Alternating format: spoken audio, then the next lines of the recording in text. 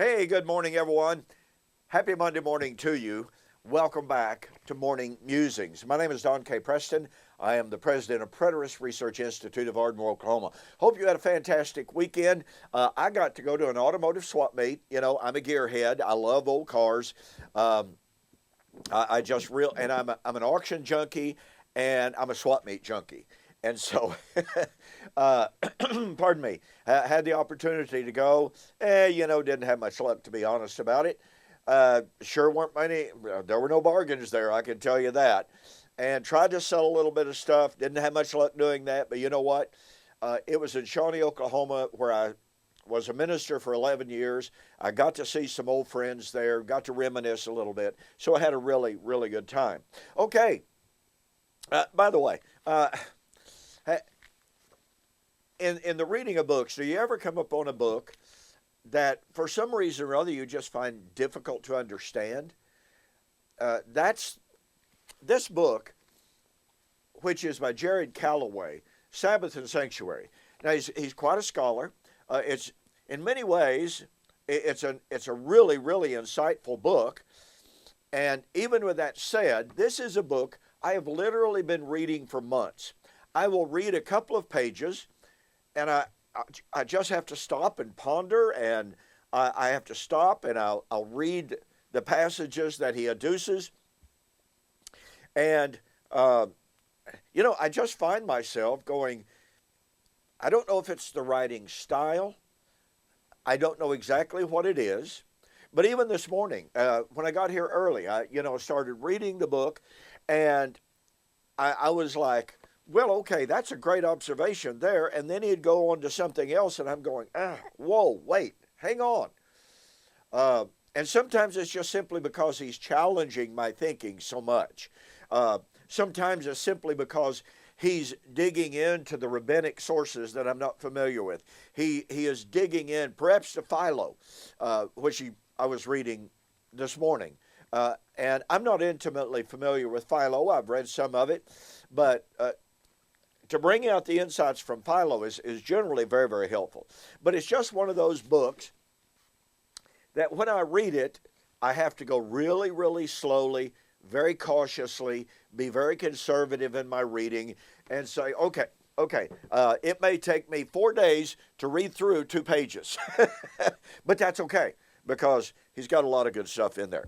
Okay, well, we're back at our study of the Olivet Discourse. We are focused on Matthew 25, 1 to 13, and Jesus' parable in which he said, the kingdom of heaven is like. It is like the bridegroom coming for his bride. And you have 5 wise and 5 foolish virgins. And by the way, we're going to be discussing this language of the kingdom of heaven is like, because that's extremely critical for helping us to understand the framework for the fulfillment of Matthew 25. What we're doing right now, and we've had 2 or 3 videos on this so far, is demonstrating that here we have the parable concerning the coming of the bridegroom for the wedding. Then we have already had previously Matthew chapter 22, a certain king made a great wedding banquet for his son. He sent out his servants to call those who had been invited. They were mistreated. He sent out more servants. They were mistreated and killed. He sent out his armies and destroyed those wicked men who had been invited to the wedding, but who refused the invitation, and he burnt their city. Now, as I pointed out to you, most commentators are in full agreement that we have to see AD 70 in Matthew 22 and verse 7, when the king sent out his army and destroyed those men and burnt their city. Donald Hagner, as I pointed out earlier, in the Word Biblical Commentary, says it is impossible not to see a reference to AD 70 here. Well, I fully concur. I think that is undeniable. That would seemingly, therefore, put the time of the wedding at AD 70. Well, The detractors of that view, however, then tell us, well, you see, yes, we have AD 70, but then you notice you got the burning of the city, and then the king sends out other servants and says, go out into the highways and into the byways and call any and everyone to come in. And so they went out and they invited everyone, both good and bad. The Lord said, so that my wedding may be full. It was a horrible disgrace in the ancient times to invite people to come to an event and nobody showed up. Oh, that was just, it was a loss of honor.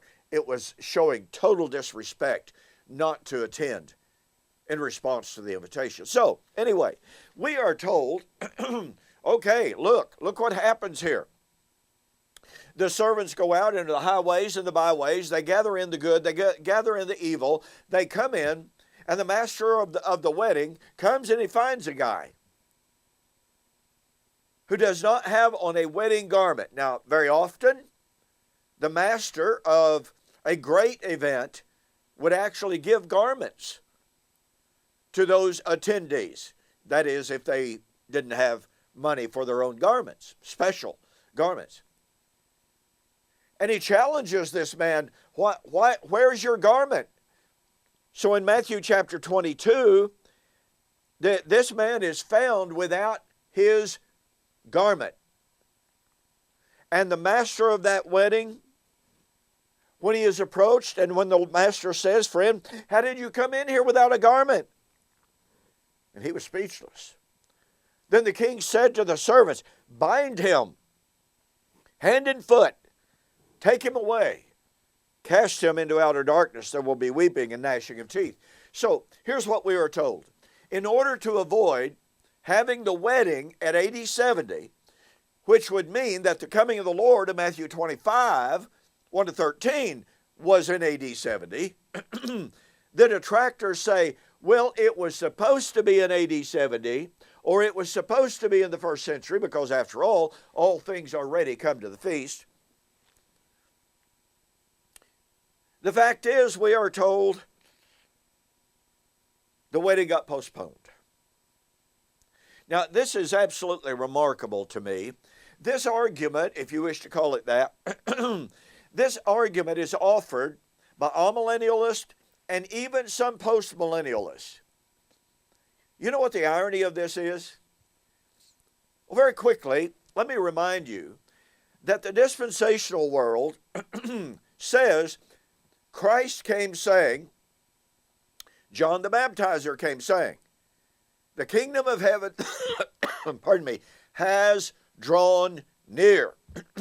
So, Christ offered the kingdom. That's the time of the wedding. The kingdom of God, or kingdom of heaven, is like Matthew 25. And so, yes, Jesus came and he offered the kingdom, and which essentially means he was saying, folks, the time of the kingdom has come. The time of the wedding has come. You know, like John the Baptizer. Speaking of Jesus, he must increase. I must decrease. He's the bridegroom. I'm just the best man. And so, the dispensationalists tell us, the invitation went out to Israel. Israel rejected the offer of the kingdom. They rejected the offer of the wedding. And remember, folks, the time of the wedding came from the Old Testament. The offer of the wedding for God to remarry Israel in the last days. That's God's Old Covenant promise made to Old Covenant Israel. So when Jesus came saying, the time is fulfilled, the kingdom of heaven has drawn near, he was saying the time is drawn near for God to keep his promise to remarry Israel. That's what's missing in the amillennial and the postmillennial world. Anyway, our dispensational friends say, well, look, the Jews rejected the offer. And as Thomas I said in the book End Times Controversy, the Jewish rejection of the kingdom offered by Jesus made it, quote, impossible, unquote, for God to establish the kingdom. Well, so the amillennialists come along and they say, that's heresy. That's false doctrine.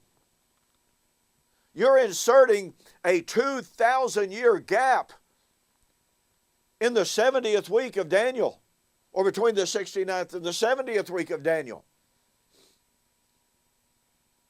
And again, amillennialists and postmillennialists reject that view. But what do they then do? Well, on YouTube and Facebook just recently, I have had several individuals tell me, well, look, in Matthew chapter 22, the invitation went out, it was rejected, the messengers were slain, the Lord destroyed Jerusalem. But wait, the invitation went out, and the invitation is still going out. The wedding has not taken place. So these individuals who have now invented a new interpretation of Matthew chapter 22 in the wedding have, as I've pointed out to them, have become dispensational in the sense they have inserted a 2,000-year gap between AD 70 and the current moment. Now, they would condemn the dispensationalists for their postponement theory. Well, they are injecting a postponement theory into Matthew chapter 22. Because after all things are ready. Come to the feast. Come to the wedding. Yeah, the time had drawn near. Oh, but wait, because of the rejection of the invitation and the burning of the city, the wedding got postponed.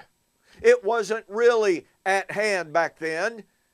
Oh, well, yeah, it was, because we don't want to call the master of the wedding a liar.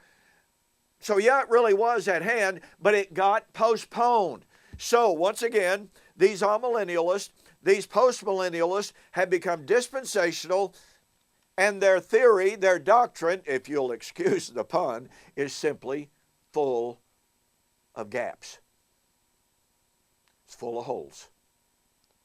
Folks, there is no 2,000-year gap. There is no postponement doctrine in Matthew chapter 22.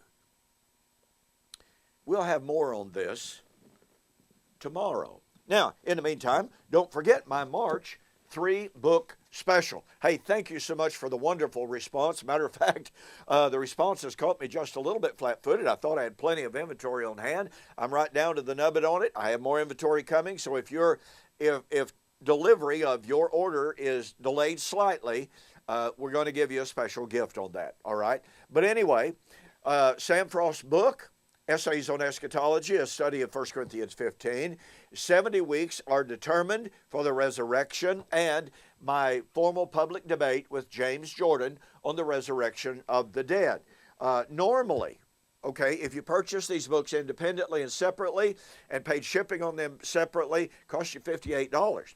For the month of March 2021, U.S. orders only, total delivered price, $35. Go to my website, donkpreston.com, BibleProphecy.com. Wonderful tab right up at the very top. Just click on it and order your March 2021 special. You'll be glad you did. Thanks for joining me on this morning's Morning Musings. More on the wedding on the flip side.